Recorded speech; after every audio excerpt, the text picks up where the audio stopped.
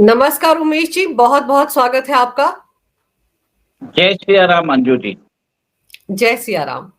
Sir, ये तो हम लगातार सुनते आ रहे हैं कि 2024 के लोकसभा चुनाव को प्रभावित करने की कोशिश की गई, लेकिन अब तो फिगर आ गया है कि 182 करोड़ रुपए सोरोस एंड कंपनी ने भारत को देने का प्रोग्राम बना लिया था कि किसी ना किसी तरीके से इलेक्टोरल प्रोसेस को प्रभावित किया जाए। देखिए ये 2024 से नहीं, ये 2014 से ही चल रहा है। जब नरेंद्र मोदी जी चुन के आए थे 2014 में, जब उनको 282 सीट मिली थी, एक अप्रत्याशित परिणाम था। और उसके बाद आपने देखा होगा कि 2017 के लोकसभा गुजरात असेंबली इलेक्शन में ये कैम्ब्रिज एनालिटिका का ये आया था इश्यू, मुझे याद है। उसके अंदर बताया गया था कि जो फेसबुक का डेटा था उसको हार्वेस्ट किया गया था, ताकि उनको टारगेटेड एड्स दिखाए जाए कि लोग फेवर करें, कि वो लोग कांग्रेस को फेवर करें। क्योंकि उस समय क्या हुआ था, आपको ध्यान है कि डिमोनेटाइजेशन आया था, फिर जीएसटी लग गया था, पटेल आंदोलन चालू किया गया था, तो टूल किट उधर से ही चालू हो गई थी। और उस इलेक्शन में आपने देखा होगा कि बीजेपी को 99 सीट्स मिली थी और कांग्रेस को 82 टू 83 सीट्स मिली हुई थी। तो एक तरह से वेरी क्लोज फाइट था उस समय। और ये उधर से वो टूल किट चालू होता गया।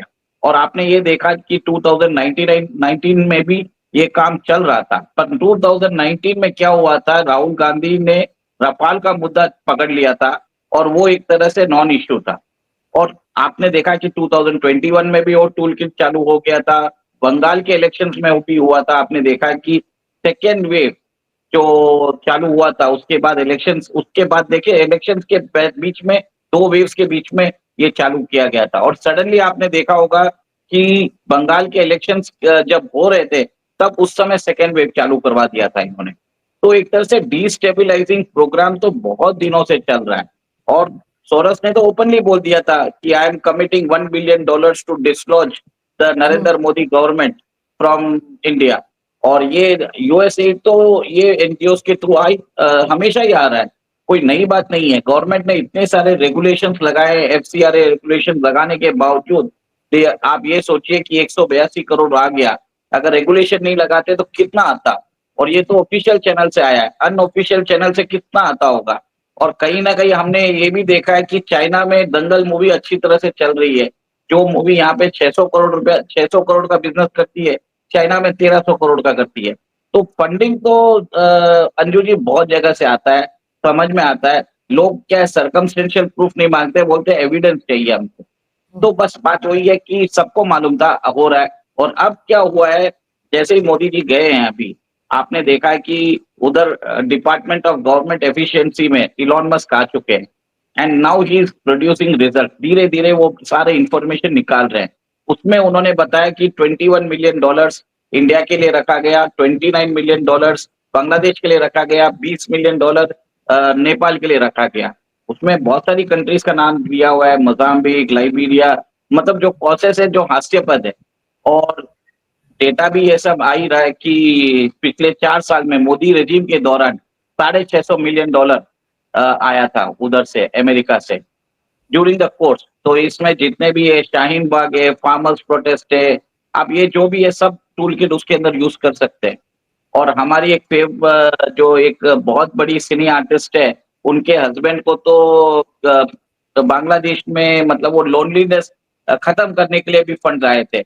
तो एक जो कॉसेस बताए गए वो बेहद हास्यास्पद है। लेकिन उमेश जी, आप ये देखिए कि अभी हाल ही में एक पूरी लिस्ट आई थी भारत में, वो जो लेफ्ट लिबरल कबाल के जो इकोसिस्टम के जो पत्रकार हैं, उनके नाम भी उस लिस्ट में थे कि उनको कब कब पैसा दिया गया, कितना पैसा दिया गया anti BJP, anti India agenda चलाने के लिए, प्रोपेगेंडा चलाने के लिए इलेक्शंस के दौरान। उनके नाम भी तो सामने आ गए। सारा इकोसिस्टम एक्सपोज हो रहा है और भी ज्यादा एक्सपोज होगा। अभी तो जिस हिसाब से ये लिस्ट तो प्रिलिमिनरी लिस्ट है। और मेरे हिसाब से ये जो डीओजी है, इसका कार्यकाल है जुलाई 4 2026 तक। तो अभी तो फरवरी 2025 हुआ है। तो आप देखिए जैसे जैसे डॉक्यूमेंट्स उनके हाथ में आएंगे, उनकी टीम के हाथ में आएंगे, वो सब पब्लिक के सामने कर देंगे कि यूएस, देखिए एक तरह से यूएस अपना खुद का कच्चा छिटा खोल रहा है। और आज यूएस के अंदर 14 स्टेट्स है, 14 स्टेट्स ने बोला भी है, उसमें कुछ रिपब्लिकन स्टेट्स भी है जो बोल रहे हैं कि डीओजी का पोस्ट है, अनकॉन्स्टिट्यूशनल पोस्ट है, सेनेट ने इसको रेटिफाई नहीं किया है। तो बात तो चल रही है कि उनको हटाने की, कि ये जल्दी से जल्दी बंद पहुंचे, क्योंकि सब लोगों को मालूम पड़ रहा है, क्योंकि एक्सपोजे हो रहा है, यूएस गवर्नमेंट खुद कर रही है। और आपने देखा यूएसएआईडी जो उनकी एजेंसी है, उसको कंप्लीटली डिसमेंटल कर दिया है। उनका मतलब उनके वेबसाइट में भी उनका रेफरेंस हटा दिया है। बाहर यूएस के जो जिस बिल्डिंग में ऑपरेट करते थे, उसको भी उन्होंने खत्म कर दिया, मतलब उधर से भी नेम बोर्ड से उसको हटा दिया। तो आप ये देखिए कि कैसे यूएस पहले रेजीम चेंज ऑपरेशन कराता था जिस हिसाब से, ताकि उस कंट्री में कंप्लायंट रेजीम्स आए और वो यूएस की पॉलिसी को मान सके। जैसे समझ लीजिए 2021 या 22 में जब हम अपनी वैक्सीन कोवैक्सीन और कोविशील्ड डेवलप कर रहे थे, तब यूएस की कंपनीज फाइजर और मोडर्ना के लिए हमें हमारे ऊपर कितना दबाव हो रहा था। और वो छोड़िए और उसमें उमेश जी हमारी कंट्री के कितने सारे पत्रकार उसकी खूबियां गिनाते थे कि किस तरह से वो आना चाहिए भारत में, क्यों आप ऑप्शंस नहीं दे रहे हैं, क्यों मार्केट खोल नहीं रहे उन इंजेक्शंस के लिए, देश के लोगों के पास ऑप्शन होना चाहिए, कोवैक्सीन चाहिए उनको या उनको फाइजर चाहिए। तो सोचिए आप, इस तरह का खेल भी चल रहा था, वो सारा भी तो इसका मतलब फंडेड था। बेसिकली ये सब फंडेड था। यूएसएआईडी जो करती है वो यूएस के जो बिजनेस इंटरेस्ट है, कॉर्पोरेट बिजनेस इंटरेस्ट को फर्दर करती है। ये उन एनजीओ, मीडिया आउटलेट्स, ये जो पत्रकार हैं, उनके तरफ से एक तरह से उनको फंड करती है कि वो उनके इंटरेस्ट को बढ़ाए, और अगर वो गवर्नमेंट बात ना करे तो उनके खिलाफ अनफेवरेबल ओपिनियन बनाए। जैसे सीए एनआरसी के दौरान शाहीन बाग में किया गया था फार्मर्स प्रोटेस्ट। आप सोचिए 10 महीने कौन इसको फंड कर सकता है? बिना बाहर के फंडिंग से ये पॉसिबल ही नहीं है। और आप ये भी देख लीजिए कितने वायलेंस भी होते हैं। आपने तमिलनाडु में भी देखा है, कर्नाटका में भी देखा है, फॉक्सट्रॉन की यूनिट्स पे हमला हुआ है। तो ये सब एक तरह से ग्लोबली फंडेड है। और थोड़े 10 साल पहले अगर आप जाएंगे तो 2012 में कूडनकुलम रिएक्टर के खिलाफ आपने देखा था कि प्रोटेस्ट चालू हुए थे। और हमारी एक यूनिट है वेदांता की, कॉपर यूनिट है, वो भी जो टूटीकोरिन में है उसको भी बंद कराया गया। तो ये सब जो प्रोटेस्ट हुए, ये सब बाहर के पैसे से हुए। और ये एनजीओ फंडेड एक्टिविज्म और हैक्टिविज्म जो है, this is the greatest threat to our nation. Anju ji, आप पत्रकारिता में आपको याद होगा कि उत्तराखंड में एक एनजीओ है। हाँ, हल्द्वानी में भी तो सर कितना कुछ हुआ था हाँ, मैं एक चीज और बताना चाहता हूँ। उत्तराखंड में एक एनजीओ है, उन्होंने बोला था कि भारत की अग्नि मिसाइल सिस्टम हम उत्तराखंड से उसको भेज रहे थे बॉर्डर पे, तो उसके ऊपर हम रोड उसको चौड़ा कर रहे थे क्योंकि उसका लॉन्चर सब बड़ा रहता है।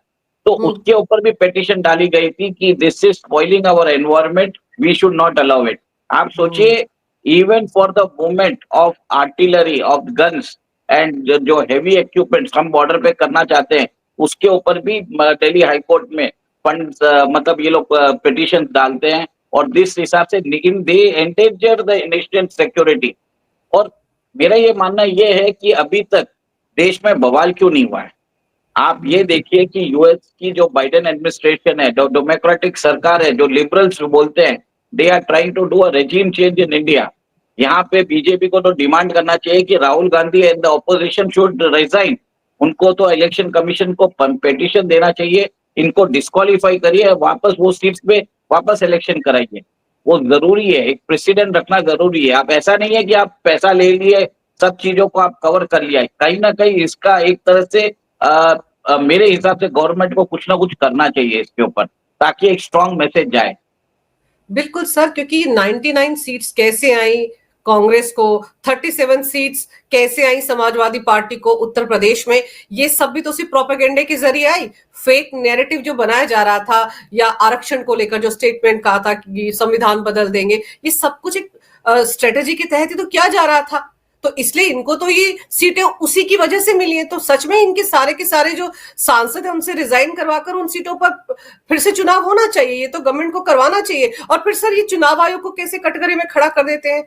आप देखिए चुनाव आयोग को लेकर भी तो एक प्रोपेगेंडे के तहत अटैक किया जा रहा है ना। इधर से केजरीवाल बोलते हैं, उधर से राहुल गांधी बोलते हैं, इधर से अखिलेश कह देता है कफन पहना देना चाहिए। ये सब भी तो सोची समझी साजिश ही है, और क्या है। अंजू जी देखिए, ईवीएम के ऊपर सवाल उठाए गए, बोला गया कि वापस पेपर बैलेट लेके आइए। और आप ये भी मालूम है कि कैसे इन लोगों ने आए दिन केंद्र सरकार के ऊपर आरोप लगाए, हमारी जांच एजेंसियों पे के ऊपर आरोप लगाया है। तो इनको छोड़ना नहीं चाहिए। और मैं यहाँ पे बीजेपी को बिल्कुल मैं बहुत ज्यादा नाराज हूँ कि अभी तक इन्होंने ये प्रदर्शन क्यों नहीं किया। 10 जनपद के बाहर प्रदर्शन करना चाहिए था, कि पूछना चाहिए कि आपको कितने पैसे मिले इसके लिए। क्या राहुल गांधी की भारत जोड़ो या तोड़ो यात्रा जो भी है, क्या उसके लिए भी पैसे आए थे? आप ये इनको पूछिए ना कि आप जाते हो बाहर तो आप एसपीजी की सिक्योरिटी क्यों नहीं लेते हो, आप अपने वेयरअबाउट्स क्यों नहीं बताते। इनको ये चीज ध्यान रहती है कि मोदी जी ने कौन सा सूट पहना है, कौन से मतलब बूट पहना है, सब इन्होंने चालू कर दिया था, पर अपनी बात नहीं करना चाहते। यहाँ पे आप ये देखिए बीजेपी की बहुत बड़ी नाकामी है कि ऑपोजिशन को बैकफुट पे कैसे करना। जो ऑपोजिशन इश्यू को, जो नॉन इश्यू रहता है उसको इश्यू बना देता है। और यहाँ पे आप इश्यू आपके पास है और आप कैपिटलाइज नहीं कर सकते। You don't have the fire to keep the opposition on the tenter hope, you need to do that. लेकिन उमेश जी, पहली बार ऐसा तो हुआ है ना कि संसद के अंदर भी सोरोस के साथ रिश्तों को लेकर बात हुई। आप सोचिए, ये बातें सुनी सुनाई तो थी, हर कोई सुनता था, हर कोई बात करता था कि पैसा बाहर से आता है। लेकिन पहली बार बीजेपी के सांसद हैं डॉक्टर निशिकांत दुबे, उन्होंने ये मुद्दा तो उठाया पिछले सेशन में भी और इस बार भी।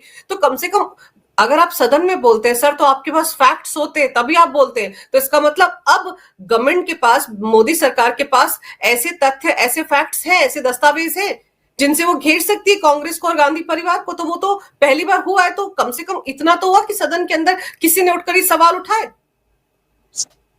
अंजू जी सवाल तो उठाए, पर उसके ऊपर आगे भी कार्यवाही होनी पड़ेगी।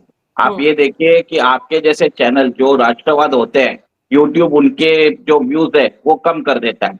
और मैं देखता हूँ कि जितने जो प्रो कांग्रेस चैनल्स रहते हैं उनका एक दिन में व्यूज लाखों चले जाते हैं।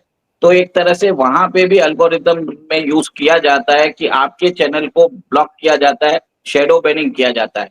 एक तरह से फ्रीडम ऑफ स्पीच और एक्सप्रेशन इक्वालिटी नहीं है, एक लेवल प्ले फील्ड नहीं है। हमें तो ये चाहिए कि बीजेपी ये भी मुद्रा उठाए ताकि राष्ट्रवादी चैनल को भी उतना ही, हमें अपनी बात बोलने का मौका ही नहीं मिलता, क्योंकि वो हर तरीके से कटल किया जा रहा है। It is a digital censorship, वो भी नहीं हो रहा है। तो कहीं ना कहीं मेरे ख्याल से ministry of IT and broadcasting, they need to look at this issue, they need to take up the issue with the big tech. कि आप जिस हिसाब से आपने देखा है कि मेटा है वो ट्विटर का कम्युनिटी स्टैंडर्ड्स को वो अडॉप्ट कर रहा है और फैक्ट चेकर्स को वो बाहर कर रहा है। तो यहाँ पे भी ये बात करनी चाहिए कि you should provide a level playing field to everyone.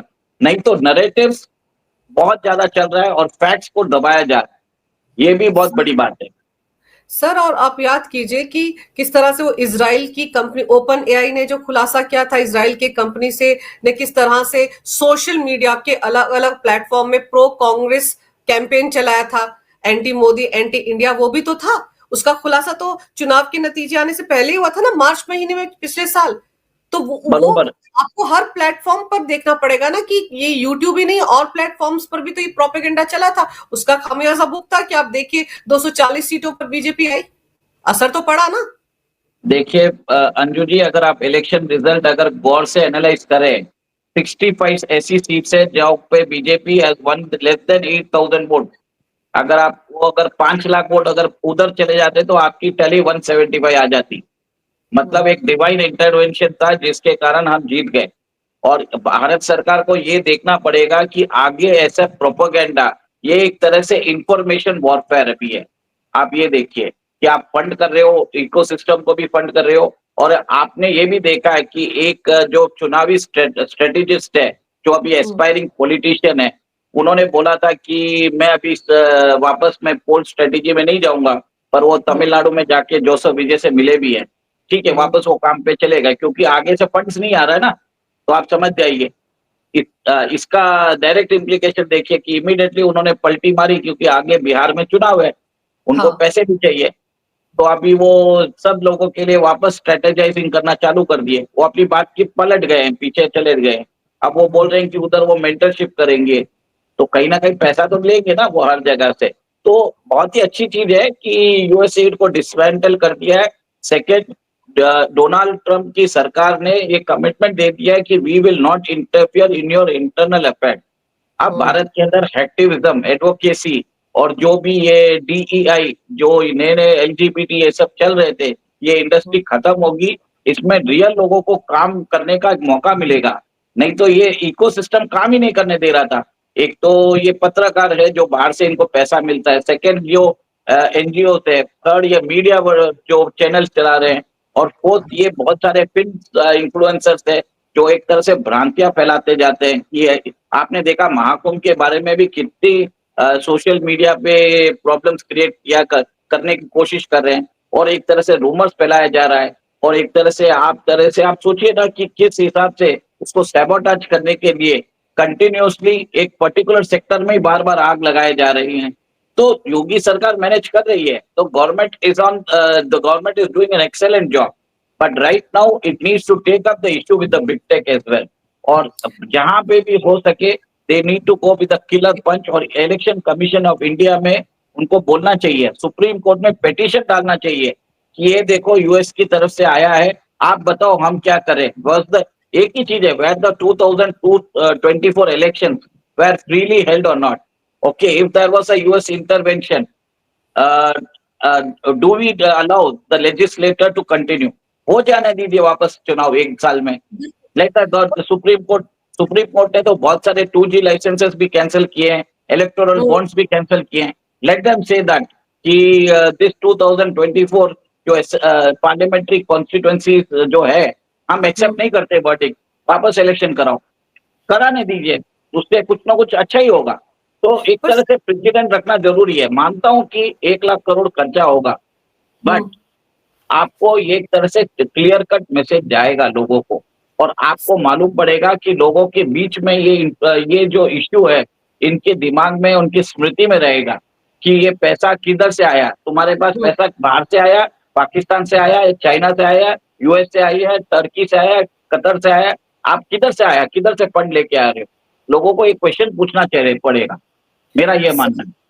Sir, जब ये सामने आ गया है, अमेरिका की नई सरकार ये खुद बता रही है कि 182 करोड़ रुपए भेजे गए भारत के लोकसभा चुनाव को प्रभावित करने के लिए, तो प्रभावित करने के लिए जो पैसा है उसका इस्तेमाल तो हुआ ना, तभी तो 99 सीटें जीती गई और 37 जीती गई यूपी में, तो ये तो नलिफाई होना चाहिए। पर सर, एक फैक्ट और है कि 2012 में जो मुख्य चुनाव आयुक्त थे एस वाई कुरैशी, उनकी अगुवाई में चुनाव आयोग ने international foundation for electoral system के साथ एक एमओयू साइन किया था। और ये जो संस्था है international foundation for electoral system, ये ओपन फाउंडेशन जो जॉर्ज सोरोस के वहां से फंडिंग आती थी इसको। तो ये क्या एमओयू था 2012? आप सोच लीजिए, 2012 में जो एमओयू साइन किया गया 2014 के लिए किया गया होगा ना। देखिए 2014 में तो ओवरवेलमिंग सपोर्ट आया था मोदी जी को। इसके कारण उनकी जो भी वो इलेक्टोरल माल प्रैक्टिस करना चाहते थे वो कुछ काम नहीं आया। इट वॉज अ सर्च कि जिस हिसाब से कांग्रेस को नकारात्मक वोट मिला, तो उन्होंने जो भी इलेक्टोरल एडजस्टमेंट करने की कोशिश की, सब नलीफाई हो गए थे। और यही चीज वापस 2019 में उन्होंने भारतीय सरकार, जो बीजेपी सरकार वापस आ गई 303 सीट से। इस बार वो डर गए थे, और इस बार इन्होंने बहुत ज्यादा प्रिपरेशन 2019 से ही चालू कर दी थी। आप ये देखिए, जब ट्रम्प आए थे इंडिया, आपने देखा था जब यहाँ पे दिल्ली में हुआ था, तब राइट्स हुए थे यहाँ पे। तो एक तरह से कहीं ना कहीं एक आप देखेंगे कि जैसे जैसे यूएस एडमिनिस्ट्रेशन ये सब चीजें बाहर निकलती आएगी, अभी तो पॉलिटिकल पार्टीज का भी नाम आना चाहिए, क्योंकि मेरे हिसाब से ये just it is not limited to NGOs, it might be many political parties must have received the fund also. उसकी भी डिटेल्स आनी चाहिए। That would be that is left to be seen. Sir, आपको याद होगा अभी महाराष्ट्र के विधानसभा चुनाव के दौरान 180 एनजीओस थी जिनको फंडिंग भी आई, जिन्होंने वहां पर लोगों को, खासतौर पर एक पर्टिकुलर जमात के वोटर्स को वोटिंग के लिए पैसा दिया, उनको नए नए वोटर्स खड़े करने के लिए कहा, तो वहां पर भी तो फंडिंग आई।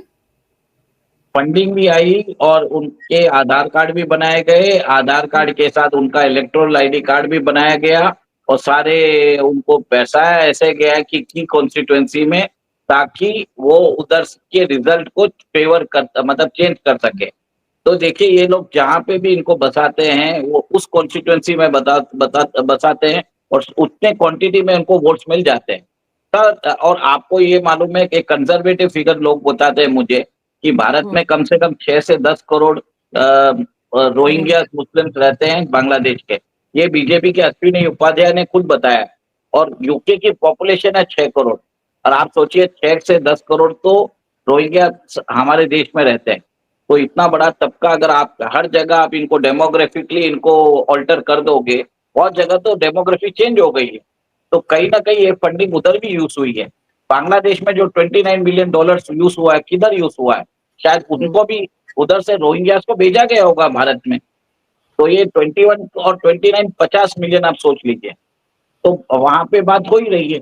और आप ये सोचिए नेपाल में भी अगर 20 मिलियन डाले हैं तो 20 मिलियन अगर नेपाल में जरूरत ही नहीं है, वो पैसा इज मेंट फॉर इंडिया। तो 21 plus 29 plus 20 70 million. It is that amount of money which has been pumped to influence the elections of 2024 in favor of a compliant administration for the US government. बस sir एक चीज बताइए कि अब जो Elon Musk जिस तरह से खुलासे कर रहे हैं, डीओजीई जो उनका डिपार्टमेंट है वहां से खुलासे हो रहे हैं, उनको हटाने की मांग भी हो रही है जैसे अभी आपने बताया, क्यों कर रहे हैं वो? क्या हासिल होगा उनको ये सब करके? देखिए, इलॉन मस्क एक तरह से एक बहुत ही बड़े फ्री स्पीच के एडवोकेट्स ही है। और आपने देखा कि कैसे जैक डॉर्सी से उन्होंने जब ट्विटर लिया तो फर्स्ट डे उन्होंने अपने कंपनी में जब एंटर हुए ट्विटर के ऑफिस में, वो सिंक लेके गए थे। सबके लोगों के दिमाग में बोल दिया let the thought sink in, मतलब SYNC। तो सिंक और सिंक वैसा लेके उन्होंने एक तरह से बता दिया है कि आप जो रेस्ट्रिक्शन डालते हो, आप जो बॉट्स बना के रखे हैं, वो आप मत करिए। आपने ट्विटर में बहुत सारे रिफॉर्म्स भी किए उन्होंने, आपने देखा है। और एक तरह से लोग बताते भी हैं कि Elon Musk was the main reason for the victory of Donald Trump. और आप उधर बताते हैं कि इलॉन मस्क और डोनाल्ड ट्रम्प के बीच में जो रिलेशनशिप है, ब्रोमांस बोलते हैं, ब्रदरली रोमांस। और आप ये देखिए कभी भी यूएस एडमिनिस्ट्रेशन में फर्स्ट लेडी की बात होती है, पर इस एडमिनिस्ट्रेशन में फर्स्ट बड़ी की बात हो रही है। तो this this shows the significance of Elon Musk. और इलॉन मस्क ऐसे हैं जिन्होंने प्रधानमंत्री मोदी के साथ भी मिले थे 2 बार। जब एक बार तो जब वो मिले थे तब यूएस फ्लैग उनके पीछे था। तो means he met Prime Minister Modi in the capacity of a serving administration in the Trump's administration. Official के हिसाब से मिले थे। He never met Modi ji in the capacity of being the CEO of Tesla और Starlink और Neuralink, उसमें नहीं मिले थे। तो एक तरह से मेरे हिसाब से बहुत सारी चीजें वो मोदी जी से इम्प्रेस भी है। और वो उनको ये भी मालूम है ना कि भारत के अंदर एक प्रो नेशनलिस्ट लीडर जो 5 साल का उनको गवर्नेंस का मैंडेट मिल चुका है, it is better to start good relation with the incumbent. ये वही इलॉन मस्क है जो अप्रैल में भारत आने वाले थे, पर हाँ फिर सडनली इन्होंने चेंज कर दिया था। तो कहीं ना कहीं इनको भी भनक लग गई थी कि शायद मोदी जी हार सकते हैं, क्योंकि मोदी जी के अगेंस्ट हाई फंडिंग चल रही थी यूएस में, जो नैरेटिव बिल्डिंग हो रही थी। He was also not sure. आप देखिए बिजनेसमैन तभी आता है जब उसको कुछ सर्टेनिटी लगती है। हम लोग जब सोच रहे थे कि मोदी जी को 330, 340, 400 ये सब बात कर रहे थे, वहां पे उन्होंने चुपचाप वो हट गए थे। तो ये सब चीज हमें भी समझनी पड़ेगी कि ग्लोबल सिग्नल्स क्या आ रहे हैं। Let us not get carried away. और मेरा ये मानना है कि बहुत सारे opinion polls were rigged in favour of BJP to make the BJP voter lethargic not to go and vote. ये चीज जानबूझ के दिखाई गई थी कि आपके वोटर जाके वोट ना करे। और ऑपोजिशन में वहां पे कंसोलिडेशन होता गया। जैसे आपने बताया था कि 180 NGOs were working for a particular Jamaat for getting them the voter ID, for Aadhaar ID. तो एक तरह से consolidation was happening on the other side और हमारे वोटर्स को लेथार्जिक बना दिया गया। मेरा आपसे एक रिक्वेस्ट है कि आप ज्यादा से ज्यादा हिंदी में बात कीजिए, ताकि आपकी हिंदी अच्छी है तो मेरे दर्शक ज्यादा अच्छे तरीके से समझ पाते हैं। सर 180 एनजीओ की बात तो है, लेकिन अभी यूएसए आईडी ने भी एड बंद कर दिया, ऊपर से ये डीओजी का भी अब खुलासा होगा, ये एड भी नहीं मिलेगा। तो और जैसे आपने नाम नहीं, लेकिन मैं पीके का नाम लेती हूँ, उन्होंने ही अपना स्टैंड बदल लिया है बिहार चुनाव से, वो कहीं और चले गए। लेकिन अब जब फंड नहीं आएगा इन लोगों को, तो क्या राहुल गांधी इसीलिए एक चाइनीज ड्रोन को लेकर एक वीडियो बना बनाकर उसकी खूबियां बता रहे हैं, कहीं पैसा वहां से आना है, इसलिए तो नहीं ऐसा हो रहा है? पॉसिबली है कि वो अगर बाहर जाते हैं तो वी हैव टू सी कि कहाँ जाते हैं, और वो जाते हैं तो why does he not inform about his whereabouts. आप ये देखिए कि जब भी इलेक्शन के बाद ही सडनली वैनिशेस। और आप ये भी देखते हैं उनकी माता जी जब बार बार यूएसए जाती रहती है for some mysterious treatment for the illness, वो किसके लिए जा रहे हैं। और we have right now Democrats जो मैं बता रहा हूँ कांग्रेस पार्टी जैसी है, उन वो लोग आउट ऑफ पावर हो चुके हैं, और Republican are very much transactional. मैंने आपको यही बोलते हैं, अगर आप उनसे कोई बेनिफिट लेना चाहते हो तो आपको कुछ ना कुछ आपको देना पड़ेगा। ट्रम्प इज अ बिजनेसमैन, और इसी हिसाब से एक ट्रांजैक्शन हो रहा है भारत और अमेरिका के बीच में। बहुत सारे गठजोड़ हुए हैं, व्यापारिक गठजोड़ भी हुए, जिसमें बात बताई जा रही है कि जो ट्रेड अभी 118 बिलियन है, वो 2030 तक $500 बिलियन हो जाएगा। तो मतलब आप सोचिए 5 गुना ज्यादा हो जाएगा। तो ये चीज में ट्रम्प और जो ट्रम्प सरकार समझती है कि भारत के साथ डील करने में फायदा है, उनके साथ एसोसिएशन में फायदा है, इसमें अमेरिकन जनता को फायदा है।